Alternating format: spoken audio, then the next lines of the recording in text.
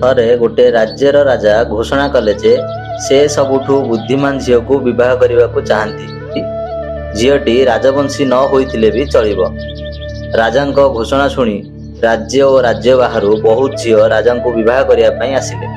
କିନ୍ତୁ କୌଣସି ଝିଅ ରାଜାଙ୍କର ପସନ୍ଦ ହୋଇନଥିଲା, କାରଣ କୌଣସି ବି ଝିଅ ରାଜାଙ୍କ ସବୁ ପ୍ରଶ୍ନର ଉତ୍ତର ଦେଇପାରୁନଥିଲେ।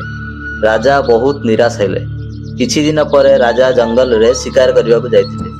ସେ ଜଙ୍ଗଲ ଭିତରେ ବୁଲୁଥିବା ସମୟରେ ଏକ ସୁନ୍ଦରୀ ଝିଅକୁ ଦେଖିଲେ।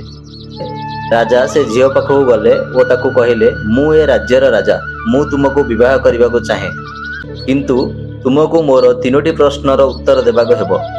ଝିଅଟି ରାଜାଙ୍କୁ ପ୍ରଶ୍ନ ପଚାରିବା ପାଇଁ ଅନୁମତି ଦେଲା। ରାଜା ପ୍ରଥମ ପ୍ରଶ୍ନ ପଚାରିଲେ, ଦୁନିଆର ସବୁଠାରୁ ଦ୍ରୁତ ଗତିରେ କିଏ ଗତି କରିଥାଏ? ଝିଅଟି ଉତ୍ତର ଦେଲା, ମନ। ରାଜାଙ୍କର ଦ୍ୱିତୀୟ ପ୍ରଶ୍ନ, ସଂସାରରେ ସବୁଠାରୁ ମୂଲ୍ୟବାନ କ'ଣ? ଝିଅଟି ଉତ୍ତର ଦେଲା, ସମୟ। ରାଜାଙ୍କର ତୃତୀୟ ପ୍ରଶ୍ନଟି ଥିଲା, ଦୁନିଆର ସବୁଠାରୁ ବଡ଼ ସତ୍ୟ କ'ଣ? ଝିଅଟି ଟିକେ ହସି ଉତ୍ତର ଦେଲା, ମୃତ୍ୟୁ।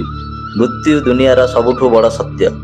ରାଜା ବହୁତ ଖୁସି ହୋଇଗଲେ ଓ ସେହି ଝିଅକୁ ହିଁ ବିବାହ କରିବା ପାଇଁ ମନସ୍ଥ କଲେ।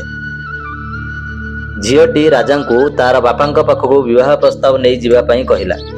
ରାଜା ସେ ଝିଅଟିର ବାପାଙ୍କ ପାଖକୁ ବିବାହ ପ୍ରସ୍ତାବ ନେଇ ଗଲେ ଏବଂ ଝିଅଟିର ବାପା ଝିଅକୁ ରାଜାଙ୍କ ସହ ବିବାହ ଦେବା ପାଇଁ ରାଜି ହୋଇଗଲା।